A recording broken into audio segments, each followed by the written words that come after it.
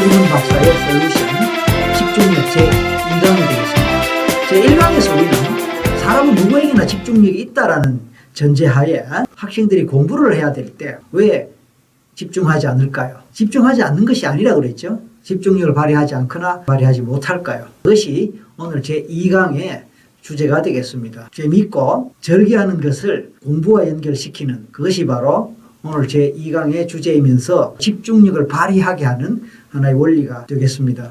저에게는 아들이 하나 있는데요. 지금은 다 장성했습니다만 어릴 때 특히 초등학교 6학년 때로 기억합니다. 이 녀석이 좀 게을렀어요. 그래서 아침에 잘 못 일어나고 늦잠을 자고 그래서 깨워야 되는 상황이 연속되었습니다. 그런데 어느 날 이상하게 아침에 일어나 보면은 애가 없는 거예요. 살펴봤더니 새벽마다 혼자 일어나서 어디론가 가는 것이었습니다. 그래서 어느 날 얘가 어디로 가는가 뒤를 밟아봤습니다. 그런데 뜻밖에도 집 가까운 곳에 지하철 정거장이 있었는데 그곳에서 동네 형들과 함께 춤을 추고 있는 것이었습니다. 깜짝 놀랐지요. 새벽에 일어나서 혼자 나가서 뭘 하는가 했더니 아니 춤을 추고 있는 것이에요. 그래서 나중에 자초지종을 들어봤더니 얘가 평소에 춤추는 것이 너무 좋고 춤을 추고 싶었다는 겁니다. 근데 마땅히 배울 그럴 기회가 없던 차에 춤 잘 추는 동네 형들이 가까운 지하철역 주변 공터에서 새벽마다 춤 연습을 한다는 사실을 알고 그곳에 가면 춤을 배울 수 있겠다 싶어서 가게 됐답니다. 너무 추고 싶었던 춤이었기 때문에 새벽 5시 아무도 깨워주지 않았음에도 불구하고 스스로 일어나서 그곳에 갔고 매일 춤 연습을 하고 춤을 배웠습니다. 그리고 이 녀석은 나중에 춤을 잘 추어서 학교에서도 춤을 잘 추는 아이로 유명해졌습니다. 얼마나 춤을 추고 싶었고 춤추는 것이 얼마나 좋았으면 그렇게 못 일어나던 아침잠 그것을 새벽에도 깨어나서 스스로 일어나고 집을 나갈 수 있었을까요? 아침에 일어나지 못하는 습관을 깨트려버린 것이죠. 신기하지 않습니까? 아마 되돌아보면 누구라도 정말 자기가 좋아하는 일을 하느라 밤까지 새거나 아니면 오랜 시간 동안 집중하고 몰입했던 기억이 있을 겁니다. 새벽녘까지 소설책을 보느라 TV를 보느라 게임을 하느라 친구들하고 노느라 그렇게 집중했던 적, 시간 가는 줄 모르고 집중했던 적 누구에게나 있을 것입니다. 바로 그렇게 좋아하는 일을 하느라 집중했던 그런 경험, 그런 기억을 자기가 하고자 하는 공부에 접목하면 어떨까요? 이것이 바로 집중력을 발휘하게 하는 하나의 원리가 되겠습니다. 제가 언젠가 이런 학생을 상담한 적이 있습니다. 공부 때문에 사실은 집중력이 없다는 이유 때문에 부모님이 데리고 온 학생이었습니다. 이 학생은 수학을 참 못했습니다. 그리고 전반적으로 성적이 낮았지만 특히 수학 성적이 낮고 수학을 싫어했습니다. 그래서 수학만 조금 더 잘할 수 있다면 전체 성적 평균이 조금 낮게 올라갈 것 같다는 생각도 했고 아무튼 집중력이 없다고 생각됐기 때문에 집중력을 높여달라고 부모님이 데리고 온 학생이었습니다. 물론 학생 스스로도 집중력이 없다고 생각하고 있었습니다. 근데 여러 가지 이야기 끝에 이 학생이 축구를 참 잘한다는 사실을 알게 됐습니다. 축구를 좋아하고 또 실제로 잘하고 그래서 학급의 대표로 전교해서 학급 대항 축구 시합에도 나가고 했다는 겁니다. 그래서 이 학생에게 물어봤습니다. 축구가 정말 좋으냐고. 네, 좋아한다고 그랬습니다. 얼마나 좋으냐고. 그냥 좋다고 말하더군요. 그럴 때 저는 일부러 이렇게 말합니다. 축구가 너무 힘들지 않아? 지치고 피곤하고. 그렇게 힘든 걸 왜 해?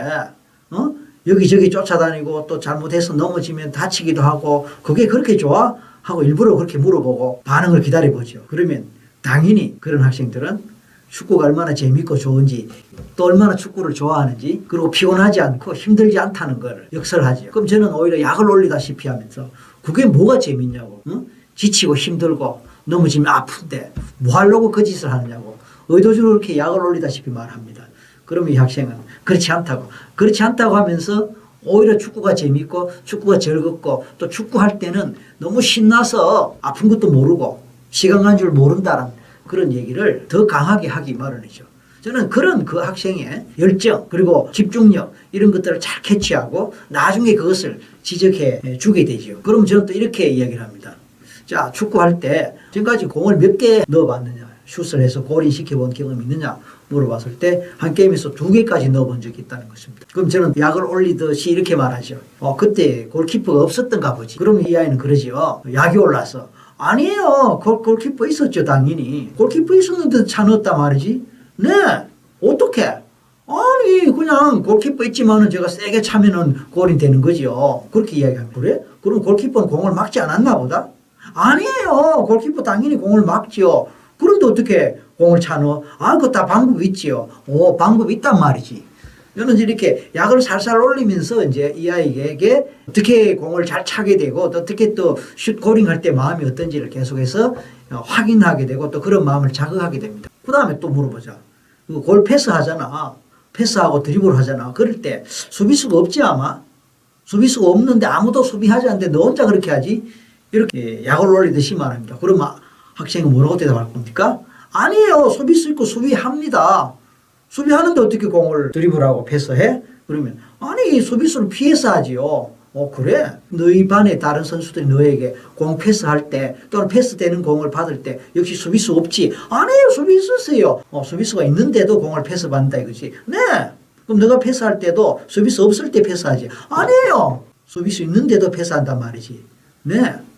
그러니까 상대편이 수비하고 방해하고 또 골키퍼가 골인이 되지 않도록 하기 위해서 방어를 하고 그렇게 하는데도 너는 패스를 하고 패스를 받고 드리블을 하고 그리고 슛 골인까지 시킬 수 있다. 그 말이지.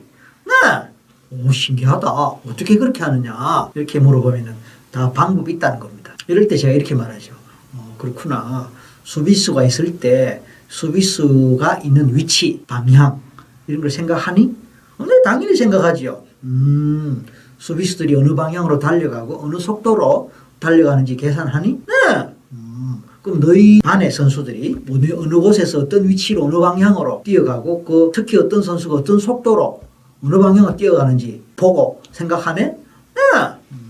그렇구나. 그럼 그런 걸 다 계산해서 공을 찰 때 공을 차는 세기, 강도 또는 방향, 각도 이런 것까지 다 생각하는 거네?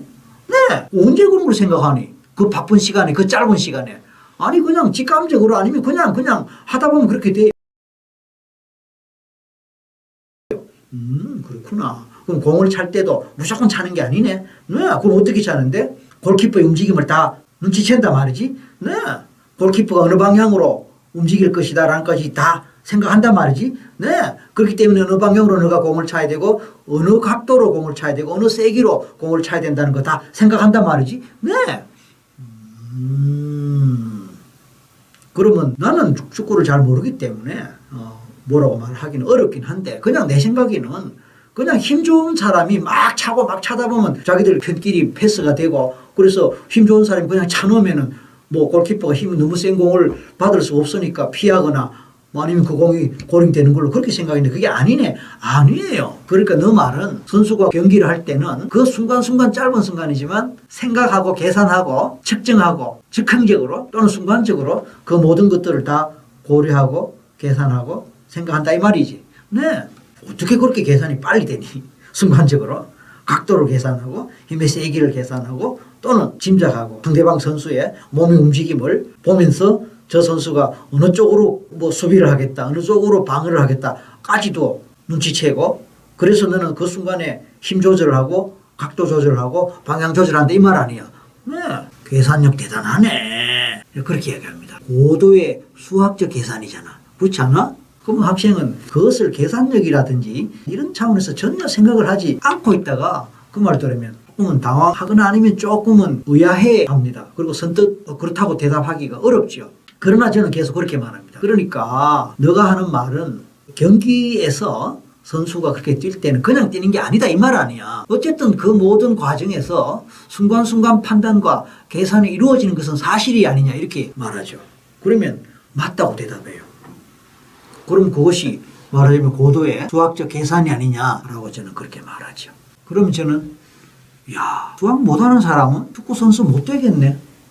너가 학급 대항에 선수로 뛸 정도로 학급 대표인데도 불구하고 그렇게 빠른 시간 내에 수학적 계산을 한다면 프로 선수나 국가 대표 선수 정도 되면 엄청나게 수학 잘해야 되겠네. 저는 이렇게 이제 한술 더 떠서 말하죠. 그럼 학생은 한 번도 그렇게 생각해 보지 않았을 것 아닙니까?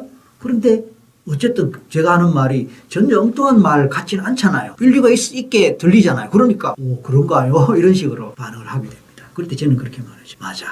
내가 잘못 생각했네. 이제부터 난 선수들을 다시 봐야겠어. 그게 비록 축구만 그렇겠어? 배구도 그렇고 농구도 그렇고 또 다른 스포츠도 마찬가지 아니겠어? 그 모든 것들을 순간순간 짧은 시간에 판단하고 계산하고 그리고 응용하는 그런 능력 없으면은 어떻게 게임에서 이기겠어? 특히 축구 같은 거. 방금 내가 말했듯이 대단한 계산력을 갖고 있지 않으면 되지 않는 일이라. 다시 봐야겠다. 너 수학 잘하겠네. 그러면 아니 저 수학 못해요. 그리고 수학 힘들어요. 재미없고 지겨워요. 그렇게 얘기를 하죠. 이럴 때 필요한 것이 이제 저희는 최면과 같은 그런 기법들이에요. 그러면서 이제 잠재의식 속에 수학의 문제들, 숫자들, 그리고 계산할 때 공식들, 문제를 풀어가는 그 과정들, 이런 것들을 마치 축구에서 선수가 경기를 풀어가는 과정 비유해서 설명을 합니다. 공식에 따라 수학 문제를 풀 때 그 숫자 하나하나가 상대방 수비수로 생각하게 하는 거예요. 그러면 상대방 수비수가 있다고 내가 패스를 안 할 겁니까? 상대방 수비수가 있다고 내가 드리블을 안 할 거예요? 그 다음에 골키퍼가 있다고 해서 그걸 집어먹고 공을 안 찰 거예요? 아니잖아요. 슛골링 할 거잖아요. 그래도. 그러니까 수학 문제 풀 때 문제지에 있는 숫자들을 바로 내가 물리쳐야 할, 내가 뚫고 나가야 할 수비수라고 생각하고 수비의 벽이라고 생각하게 하는 거예요. 그리고 마지막 순간에 답을 내야 되는 그 과정은 골키퍼가 있음에도 불구하고 골키퍼의 방어막을 뚫고 골키퍼의 눈을 속이면서 최고의 강한 힘으로 빠른 속도로 공을 그래서 슛골링 시키는 그것이 바로 문제를 풀어서 정답을 찾게 되는 과정으로 그렇게 비유하고 그렇게 연결시키는 작업을 하게 됩니다.